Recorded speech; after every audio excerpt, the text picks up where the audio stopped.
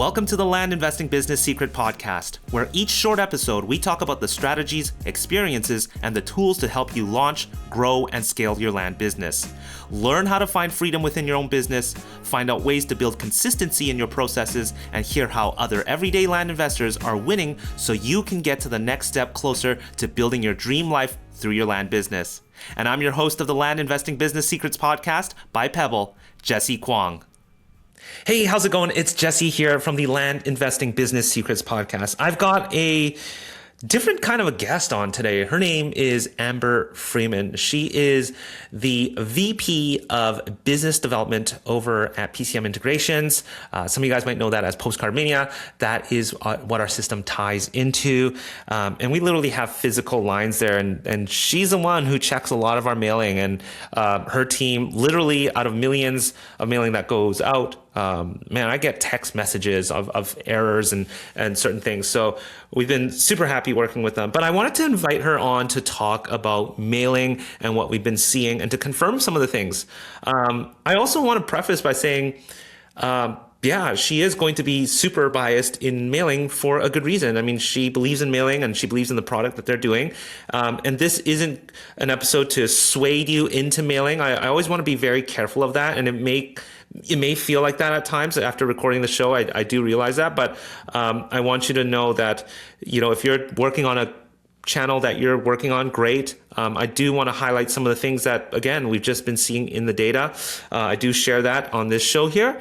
Anyways, I do hope you enjoy this episode here with Amber. Cheers. All right, we've got Amber here today. She is let's just say, Amber, you deal with a lot of mailing. You're the VP of Business Development over at PCM Integration. That's what we sort of tie our systems, and a lot of other platforms tie their systems into when it comes to mailing. So a little bit of lift the curtains up and you guys can sort of see what's going on. But I wanted to bring Amber on here just because I've seen a huge rise with mailing again. And I've been in the land space or the real estate investing space for, coming up to 6-7 years now. And we've seen that sort of dip away. And now we're seeing things really pick up in terms of people who are actually mailing. And I wanted to bring you on the show to share some of the insights and what's actually going on and maybe things that you might know about. So for people who don't know you, maybe you can share a little bit about yourself and how you work with other businesses and what that sort of all looks like. Yeah, sure. I'd love to. So, like you said, PCM Integrations, we're PostcardMania. We've been around 27 years. Our place now with working with companies just like you, Jessey, are that we tie into your systems behind the scenes. So it's important for you to offer a seamless experience for your users, something that's easy, something that's effective, something that gets them a good return on investment. But it's not everybody can be in the print space and own printers and run that facility. So that is how we partner with other companies just like you. That is our place in the world, so to speak. And for some of you guys that are not inside of a platform like Pebble, it's on the technical end here. It's quite easy to get a mailer out. It is quite easy to do some highly customized things inside of Pebble. You can pretty much get a mailer out with PCM through us very, very quickly. And it's one of those things that we sort of pride ourselves on working with you guys. So I like to say we literally have physical lines, and Amber sort of monitors. We text each other when there's an issue. Literally, Amber will send me pictures of stuff they've caught. So they are paying attention to everything that comes out. I'm surprised by some of the stuff you guys are actually because we do, hundreds and thousands of mailings, millions of mailings, I don't know how you guys keep an eye on everything. So anyways, a little bit of context there. You don't only work in the real estate investing space or with real estate investors. So you get a sort of a round perspective when it comes to mailing. You see it more than anyone else in this space. So let's at a high overview, what's the pulse of the mailing world right now? It's interesting. So each industry, each vertical goes up a bit up and down, right? Based on what's happening in their market at the time. we are still mailing, we as a whole are still mailing more pieces every month than we did the month previous or the year previous. So overall, as postage increases, it does tend to dip a bit. Like people who are newer into certain verticals or newer into certain spaces, they really try the other channels first because it is more cost effective typically, right? But people who have been around for a while or people who talk to a friend who's really successful, whether that's in land or a totally different industry, once they start direct mail and it's done right and your account-based marketing, the way that you guys offer through Pebble, it's just so effective. So, we're still mailing, like you said, millions of pieces every single week. Like it didn't die, it didn't go away.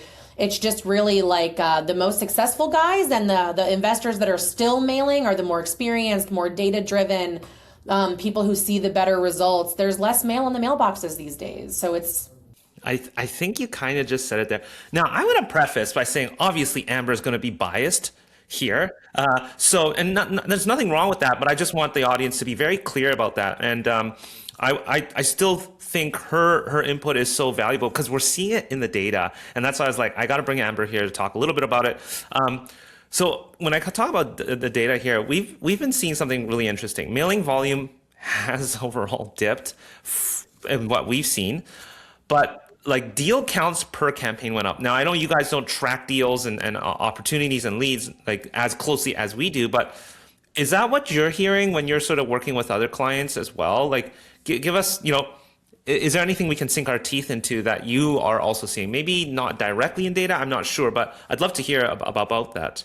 Absolutely.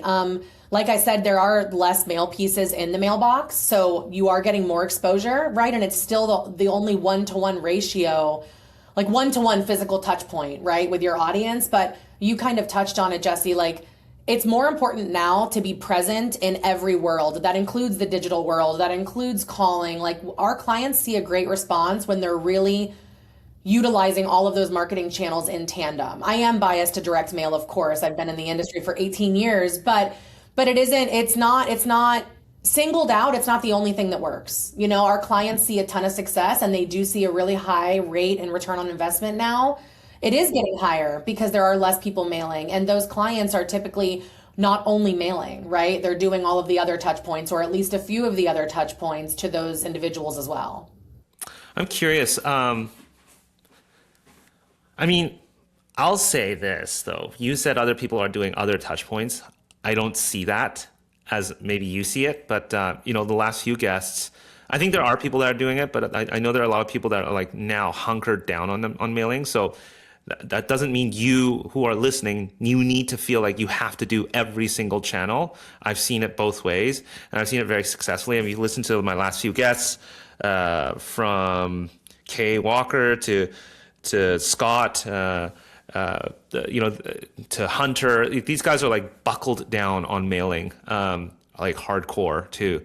But I wanted to ask you, like, why do you think there's just less mail in the mailbox? Postage increase. I think that the cost of postage and the USPS increasing postage once to twice every single year scares people away. Yeah. Honestly. And I think just, different markets evolving. And I think the cost of marketing, people are trying other things. Yeah. I totally agree with that. I think it's a sort of a low barrier to entry into other channels as well.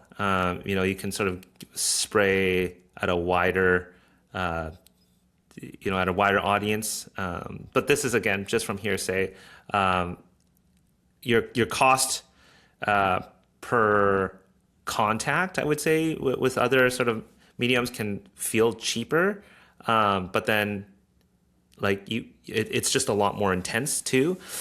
So I think there's just a lot of great advantages about mailing. And one of the things about mailing too is like when you sort of have less people doing mailing, the gap, what we're seeing is basically the gap is widening here. Like less people are doing it, but the people are doing it are getting more successful with mailing.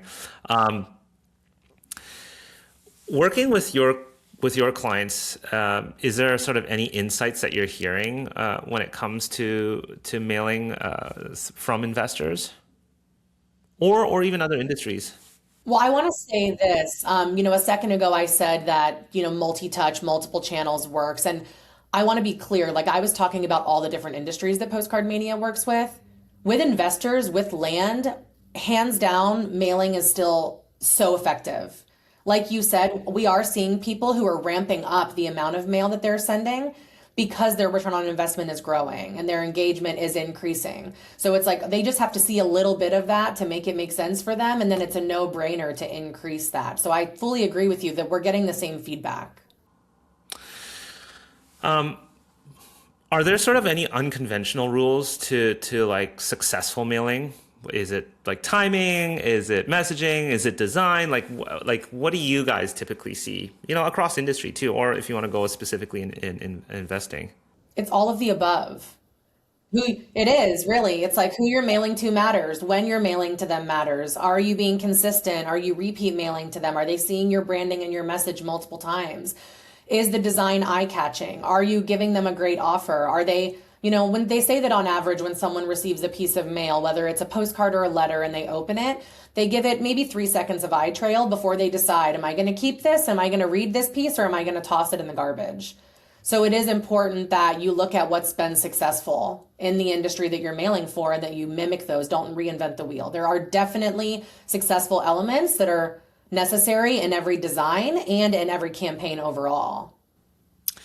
Yeah, okay, well, let's talk specifics here. Let's talk timing. Is there a time in the year that you think that is important to be mailing, or is it more of like, let's just be consistent all the time? Consistency. I mean, it's consistency. It depends. It depends on the industry, right? Like if you're in home service industry and you're a home service pro and it's snowing you in, that probably isn't your season, right? But if you're in land investing, like people sell property all the time. They don't stop selling just because it's getting cold out. They don't stop selling just because we're hitting the holiday months. Maybe it slows down a bit during that time period. But so for you guys, it's just important to be in front of them always. I almost want to counter this whole timing about the holidays. Like we've had several people, and I've seen it too, where they are actually mailing during the holidays because people actually read stuff. And like we see people getting deals done first thing. And when we see people like mailing like in the new year, the feed, like what comes back takes a lot longer. So like we've seen, on average, late February, early March, if they started in January.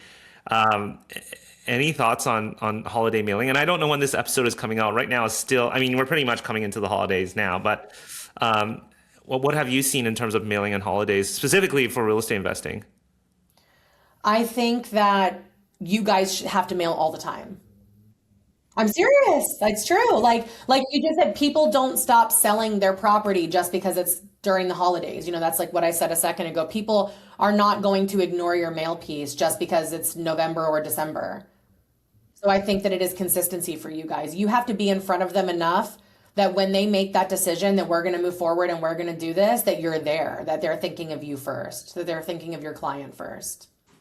What is consistency? Like, what are we talking about? Like, are we just mailing different audiences, or are you talking about remailing and being consistent about remailing to a specific owner? I don't know if you guys get that as insightful as that, but like, what are you talking about when it comes to consistency? I mean, remailing to the same audience. So I mean, sending at least 3 to 4 to 5 mail pieces to the same set of recipients. Across what timeline? I would say at least once every 4 weeks.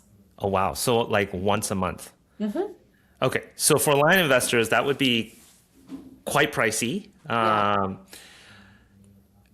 I mean, what are we expected to be mailing? Offers once a month type of thing, or what are we sending out there?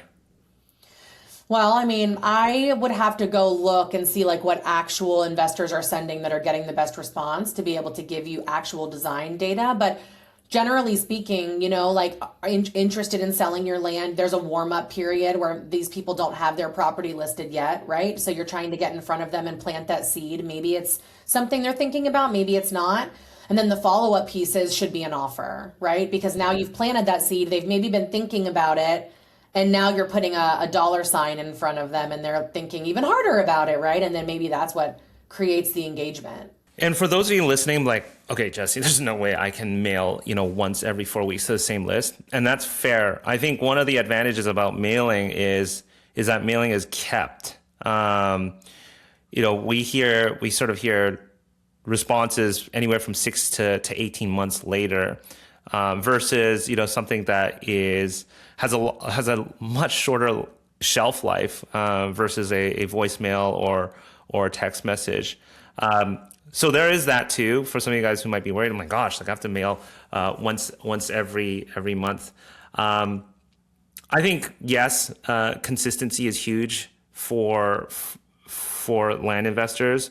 I don't know if we need to actually be mailing them every month, but you certainly need to be mailing every month to your different sort of owners is what we're seeing as well. So in terms of like getting a response from a property owner, is there any insight? I mean, it sounds like you don't actually like maybe dig into a lot of the letters as to what they're doing out there, but are you I don't know if you know, but are you seeing sort of responses when it comes to there's an offer or there is no offer? What's your thoughts on that? Definitely, I'll tell you there's a higher response rate when there is an offer.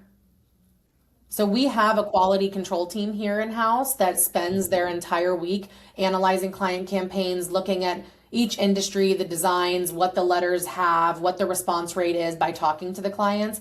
I don't have a lot of that information off the top of my head, and I just don't want to give you wrong information. But definitely an offer creates more urgency for someone. So those do typically get a faster response. Also, is there any sort of small details that move the needle that you've seen, like small details when it comes to mailers? What do you mean? Whether it's adding, I don't know, a photo on there, whether it's adding a face photo on there. And like when I first mailed, and I have it still here on my desk, see if I can pull this.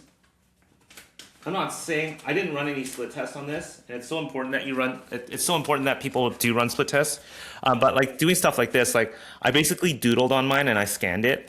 I don't have any data on that, but I mean, I did get deals done through this campaign that I'm holding here. But I don't know, like, are you, do you guys have any insights in terms of little details like that? Definitely. I'll say personalization is 20 to 30% more effective usually. So any personalized dynamic fields that you can pull into the letter, that also includes just using like an authentic looking handwritten font on the letter, because it takes people a second to really think like, wait, did someone write this to me? Like, is this personal? They'll read it a little longer, right? Also using different features on the front of the envelope sometimes, I mean, we see a great response for all envelope types. So it's like double window, non-window, it depends, but I say they both get a great response rate. And what would you say what are some of the bigger rookie mistakes that you've seen sort of new investors make in their first campaign? Mailing once and not mailing again because they didn't get a response. Okay, it sounds like remarketing for you guys is huge. I mean, the other thing I see a lot, and I do hear this a lot, it's just like, if they're coming out from a specific coaching program and they're using the exact same template that they're fed. I'm sure you guys seen this a lot, identical letters coming out of your system. Is that something you see? I personally don't, but I can't speak to that. I'm sure it happens. Yeah. I just don't have experience seeing, identical letters. Okay, so with postage continuing to rise, I think are we set to rise in the beginning of 2026 yet? There's no increase in January. Yay. I know, we're so excited. There's nothing until mid next year. Okay, so what are those rises typically looking like? Is it twice a year usually? Yes, the last few years it's been twice a year, January and July. I mean, this might be a very obvious answer, or maybe there is no answer to it. Why is there a rise every year?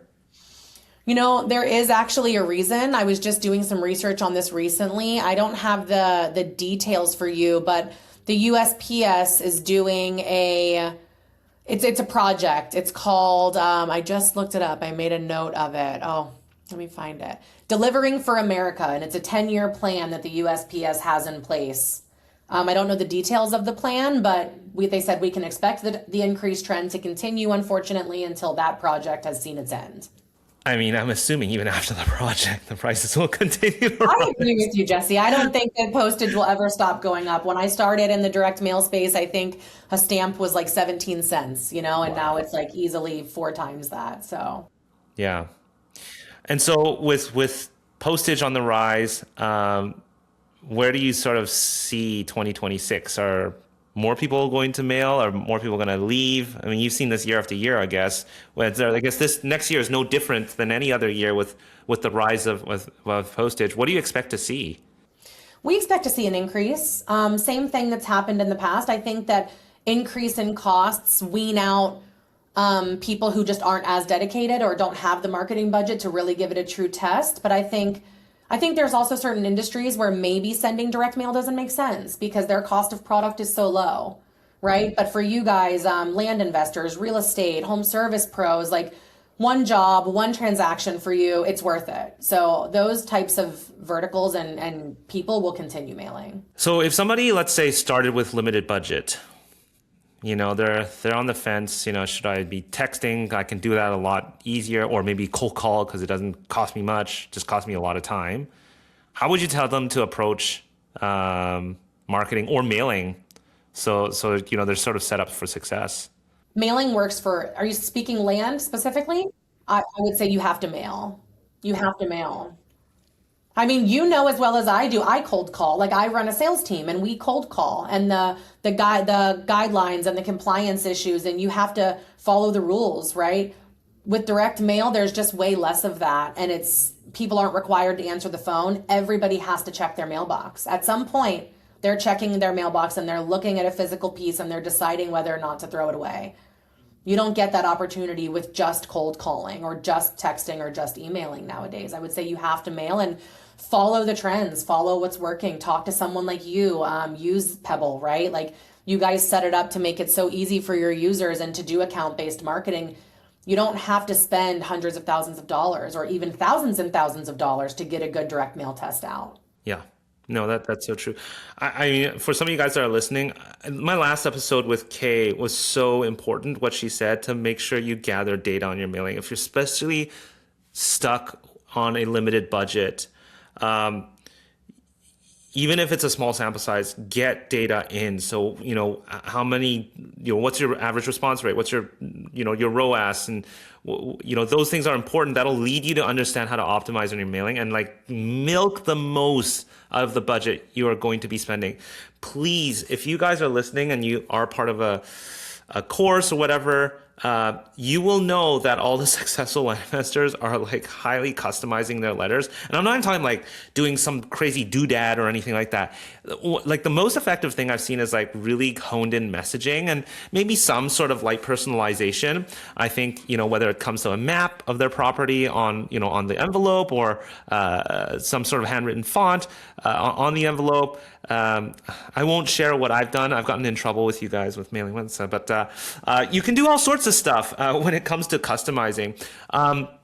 If you guys head over to pebblerei.com/mailers, you can get a package of sort of our high performing letters. Not only that, if you just hop onto Pebble, we've got a completely free account. You can browse our library. Like I said, we've got templates and Kay Walker, who I've been talking about here, just because she's our last guest and it was fresh in my memory here. She's got her high performing letter on there as well. You can see all sorts of stuff. You can fully customize this. So make sure you do that. If you want to just open up a Pebble account, you can get access to the template library. Just go to the sidebar, go to templates, and then go to our template library. You can see exactly some of the things that, out of the box, what we send over to, Amber and her team there and get printed. And you can fully customize those things. So I think a couple of things, if you're limited budget, split test, and then, try your best to personalize what you have going out there. Amber, any sort of other insightful data or trends that you've seen that may be helpful for some of our listeners here? I feel like we've touched on what's successful and the trends. I mean, just don't give up. If you have a small marketing budget, like Jessey said, really make sure it's specific. Who are you sending to? Be picky. Don't give up because direct mail works for you guys. Mm-hmm. It's funny. You say that mailing is like more and more people are mailing, but are you seeing less people mailing when it comes to real estate investors or land investors? Absolutely. Yeah. Okay. So it's so weird. Like you're telling me more and more people are mailing, but less people are mailing. That's exactly what we're seeing. So I don't see like the rise in mailing that you guys are seeing. Um, we're seeing the complete opposite, where less and less people are mailing, which is also really interesting. Any other things that we should look out for in the new year here? I don't know when this show is going to launch. Probably sometime in early 2026. Well, Amber, thanks for coming on the show and confirming some of our suspicion here. Again, you're in the back, basically, I would say in the back room, seeing millions and millions of mailing going out there. For those of you guys that are mailing, great. But you know, if you're set on another channel, go deep in your channel. This isn't an episode to sway you into mailing. It is an observation. Clearly, I have Amber here. She's leaning heavily into mailing. But I did want to come on and share some of the insights that we've been seeing, that mailing has been down. Deals per mail campaign has gone up. I haven't seen this in many years. Amber sees the opposite. She sees more and more people mailing. I see less and less people mailing. If you haven't checked it out on our blog, we've got some of the charts there for you guys to check out. Just go to pebblerei.com/blog. I think it's titled Mailing is Making a Comeback. We were able to pull some of that data and surface that in a nice little chart so you guys can sort of see what's going on. Again, if you guys listening want to get mailing out, maybe you are mailing already and you're doing it yourself, or like it's just too much of a hassle with the method you're doing right now, you can literally get a mail campaign out in like, I don't know, 5 minutes within Pebble. You can get it out for free. Obviously, you do have to pay for the mail itself, but you can head over to pebblerei.com today. You can also grab our mailing package, pebblerei.com/mailers. Amber, it's been a pleasure chatting with you. We've been in touch for so many years now, and I was like, man, how come we haven't had her on the show? So I'm glad you came on to, again, confirm some things. So thanks very much for your time. I love it, Jessey. Thanks for having me. Take care. Cheers. Bye. Before you stop this episode or hit the next episode, I want to personally thank you for listening to this episode of the Land Investing Business Secrets podcast by Pebble. If you found this helpful, we'd greatly appreciate any awesome reviews and ratings on whichever platform you are listening to this on. And if you have 2 minutes and wanted to step it up even more and help others, feel free to share this in other Facebook groups or pages or any communities, giving others a heads up of the Land Investing Business Secrets podcast or the specific episode that may help them on their land investing journey. Once again, thanks so much for listening, and catch you on our next episode.